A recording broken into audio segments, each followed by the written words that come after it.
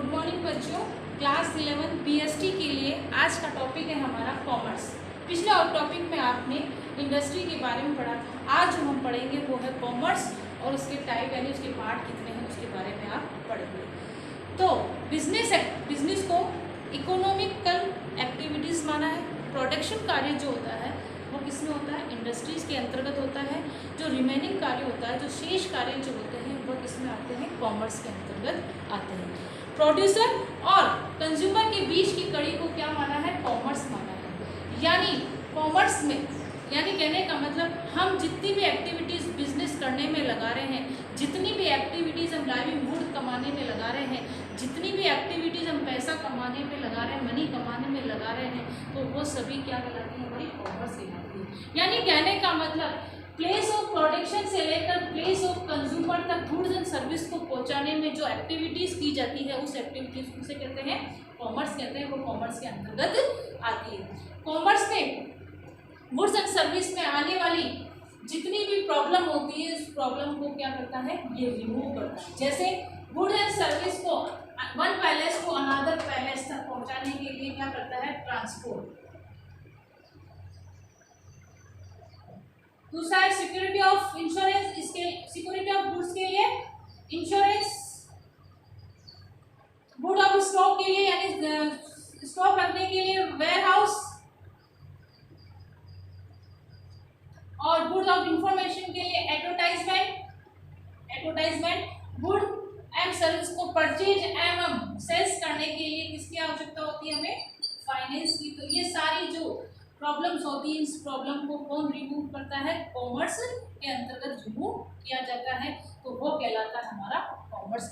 यानी हम ये कह सकते हैं personal, time, palace, finance, information, जितनी संबंधी क्रियाएं होती है, एक्टिविटीज होती है, उसको रिमूव कौन करता है? कॉमर्स करता है। उसे हम क्या कहते हैं? कॉमर्स कहते हैं। तो वो होता है हमारा पार्ट।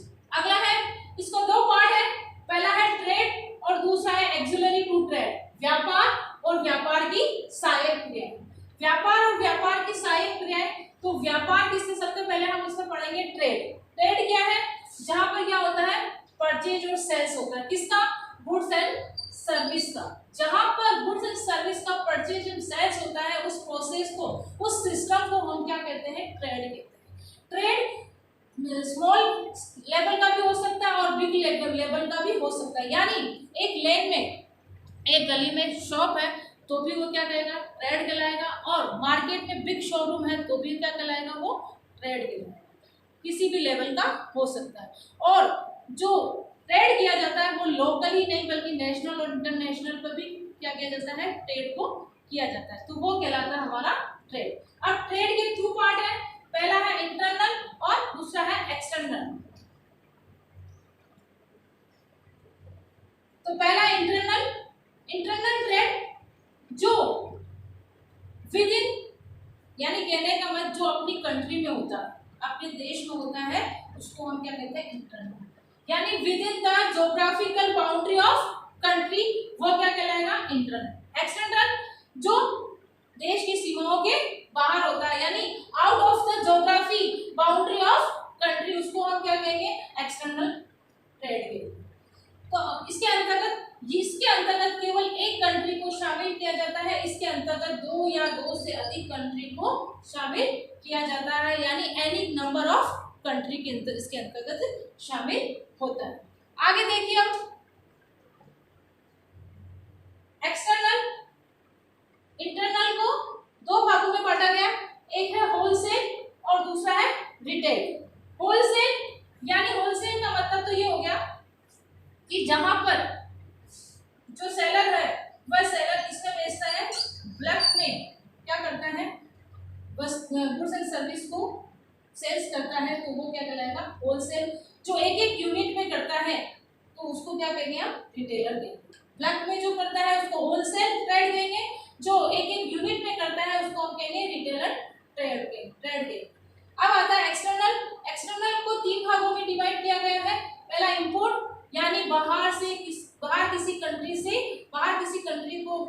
से गुड एंड सर्विस को मंगवाना, इंपोर्ट। बाहर किसी कंट्री को गुड एंड सर्विस भेजना क्या कहलाएगा, एक्सपोर्ट। इंटरपोर्ट, जब पहले तो गुड्स एंड सर्विस को क्या किया जाता है, इंपोर्ट किया जाता है, उसमें मार्जिन और प्रॉफिट जोड़कर फिर क्या किया जाता है, एक्सपोर्ट किया जाता है, उसको हम क्या कहेंगे, इंटरपोर्ट ट्रेड कहेंगे। तो ये हो गया हमारा इंटरनल और एक्सटर्नल। इंटरनल जो within the geographical boundary of country और out of geographical boundary of country, जो हो गया इसके 2 पार्ट है और इसके 3 पार्ट। आगे हम पढ़ेंगे एक्सिलरी टू ट्रेड, यानी व्यापार की सहायक क्रिया। व्यापार यानी व्यापार के अंतर्गत, ट्रेड के अंतर्गत अनेक प्रकार की प्रॉब्लम आती है। इस प्रॉब्लम को इसके अंतर्गत हिंड्रेंस के नाम से जाना जाता है। इन हिंड्रेंस को कौन दूर करता है, एक्सिलरी टू ट्रेड, यानी व्यापार के अंतर्गत वो सारी सर्विस जो उद्योग और इंडस्ट्री और बिजनेस को चलाने में मदद करती है, उसको हम कहते हैं एक्सिलरी टू ट्रेड कहते हैं। यानी प्रोडक्शन कार्य और प्रोडक्शन के साथ साथ डिस्ट्रीब्यूशन जो किया जाता है वस्तु का, गुड्स एंड सर्विस का, उस संबंधी जितनी भी प्रॉब्लम होती है उसको रिमूव कौन करता है, तो वो कहलाता है हमारा। अब कौन कौन करते हैं, जिसमें कौन प्रकार की क्रियाओं को शामिल किया गया है। पहला है ट्रांसपोर्ट एंड कम्युनिकेशन। इसमें ये आता है hindrance of place. Hindrance of place यानी हमारा प्रोडक्शन तो मैन्युफैक्चरिंग जो होता है वो एक कंट्री में होता है, लेकिन इसका कंज्यूमेशन होता है तो वो कहाँ होता है, पूरी कंट्री में होता है। कंजम्पशन जो होता है वह पूरी कंट्री के अंतर्गत होता है। तो ऐसी स्थिति में ट्रांसफर जो है वह किसको दूर करता है, हिंड्रेंस ऑफ प्लेस को दूर करता है। इसके माध्यम से ये ट्रांसफर एयरवेज हो सकता है, वाटरवेज हो सकता है, रोडवेज हो सकता है, किसी भी प्रकार के ट्रांसपोर्ट के माध्यम से गुड्स एंड सर्विस को आसानी से पहुंचाया जा सकता है और हमारा बिजनेस सही चल सकता है। कम्युनिकेशन, दूसरा प्लेस हमारा होता है कम्युनिकेशन। यहाँ पर प्रोड्यूसर और परचेजर के बीच में क्या होती है, दूरी होती है। तो ऐसी स्थिति में वह अपने परचेज माल या सेल्स माल के बारे में डिसाइड करते हैं, प्राइस के बारे में, क्वालिटी के बारे में डिसाइड करते हैं। तो ये डिसाइड इसके माध्यम से क्या होता है, ये प्लेस कौन सा दूर करता है, कम्युनिकेशन। जैसे लेटर है, टेलीफोन है, फैक्स है, टेलेक्स है, इनके माध्यम से क्या किया जाता है, इस प्लेस को रिमूव किया जाता है। यानी कहने का मतलब इसके माध्यम से क्या किया जाता है, जितनी भी हिंड्रेंस होती है, बाधाएं होती है, उनको क्या किया जाता है, इसके माध्यम से दूर किया। सेकंड है बैंकिंग एंड बैंकिंग। ये दूर करता है हिंड्रेंस ऑफ फाइनेंस को। किसको दूर करता है, हिंड्रेंस ऑफ फाइनेंस। हमको बिजनेस को चलाने के लिए हमें किसकी आवश्यकता होती है, बिजनेस को चलाने के लिए हमें मनी नीड की आवश्यकता होती है। या कहने का मतलब मनी एक, जब हमें पैसे की प्रॉब्लम होती है तो हमें कहाँ से मिलता है, बैंक के माध्यम से। यानी जितनी भी हमारे बिजनेस में काम करना होता है उस संबंधित जितनी भी हिंड्रेंस होती है और हिंड्रेंस किसके माध्यम से होती है, फाइनेंस के माध्यम। यानी बैंक एक ऐसा सिस्टम है जो फाइनेंस की प्रॉब्लम को क्या करता है, रिमूव करता है।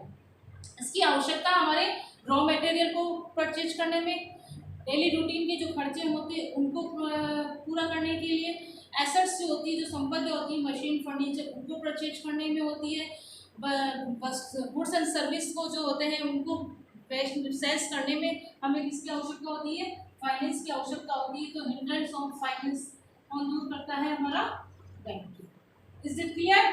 तीसरा है, थर्ड है हमारा इंश्योरेंस।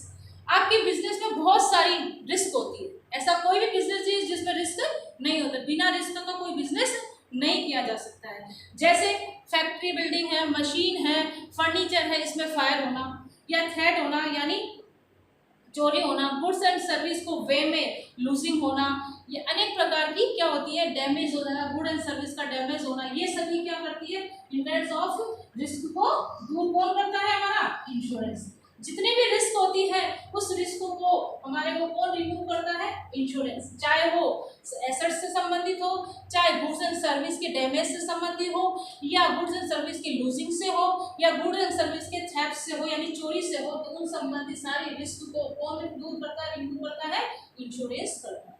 अगला है हमारा वेयर हाउसिंग। वेयर हाउसिंग यानी हमने प्रोडक्शन तो कर लिया, लेकिन प्राय देखा जाता है कि जितना हम गुड्स एंड सर्विस का प्रोडक्शन करते हैं उतना हम उसको सेल आउट नहीं कर पाते हैं। कुछ तो ऐसा होता है कि कितनी बार तो क्या होता है, goods and service special season में ही क्या किया जाता है, उसको तैयार किया जाता है, लेकिन बाद में उसे क्या किया जाता है, पूरे साल भेजा जाता है। तो ऐसी स्थिति में उसको स्टॉक रखने के लिए, स्टोरेज करने की समस्या होती है। तो हिंड्रेंस ऑफ स्टोरेज के लिए हमें किसकी आवश्यकता होती है, ऐसे प्लेस की आवश्यकता होती है जहां पर हमारे गुड एंड सर्विस को सेफ रखा जा सकता है। तो वो वाला था हमारा वेयर हाउसिंग।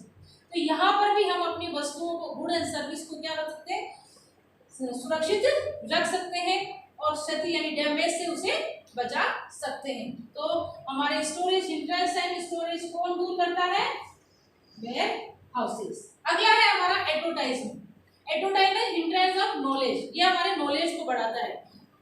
देखिए किसी भी वस्तु को होता है इंक्रीज करने के लिए, सेल्स को बढ़ाने, इंक्रीज ऑफ सेल्स को बढ़ाने के लिए, क्वालिटी को, गुड एंड सर्विस की क्वालिटी जानने के लिए, गुड्स एंड सर्विस की यूज करने का तरीका क्या है, उसकी क्वालिटी, उसका रेट आदि संबंधी नॉलेज हमें कहाँ से मिलता है, एडवर्टाइजमेंट से मिलता है। इस एडवर्टाइज के माध्यम से ही हमें वस्तु की परचेज के बारे में, उसकी क्वालिटी के बारे में, उसकी सारी चर्चा, उसकी यूज यानी उपयोगी के बारे में सारी चीजें हमें कहाँ से नॉलेज मिलती है, एडवर्टाइजमेंट। तो हिंड्रेंस ऑफ नॉलेज हमें कौन दूर करता है, एडवर्टाइजमेंट। तो ये है हमारा ट्रेड और एक्सिलरी टू ट्रेड, यानी व्यापार और व्यापार की सहायक क्रियाएं, सहायक क्रियाएं को transport, banking, insurance, warehousing और एडवर्टाइजमेंट के रूप में बांटा है।